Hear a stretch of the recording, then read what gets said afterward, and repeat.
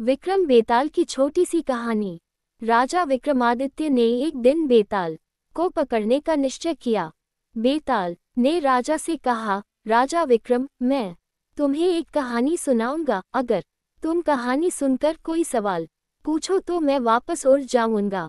राजा विक्रम ने सहमति दी और बेताल ने एक कहानी सुनाई। एक समय की बात है, एक शहर में 3 भाई रहते थे। बड़े भाई का नाम राघव था, जो बहुत कड़ा और ईमानदार था। मंझले भाई का नाम मोहन था, जो चतुर और चालाक था।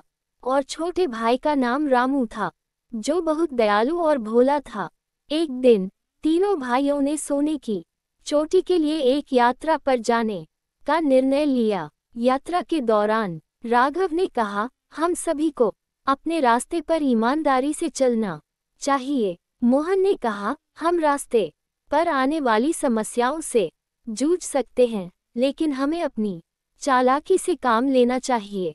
और रामू ने कहा, हमको किसी को भी दुख नहीं पहुंचाना चाहिए। हम सबको साथ चलकर एक दूसरे की मदद करनी चाहिए। तीनों भाई अलग अलग रास्ते पर चलने लगे। राघव अपनी ईमानदारी से सोने की चोटी को खोजने में सफल हो गया।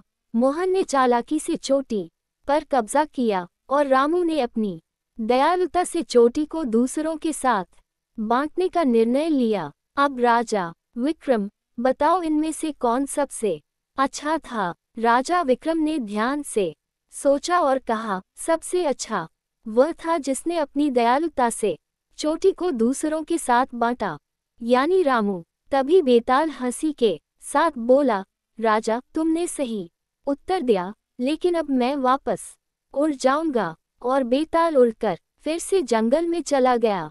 इसी तरह की और कहानियों को सुनने के लिए हमारे चैनल को लाइक सब्सक्राइब करें। धन्यवाद।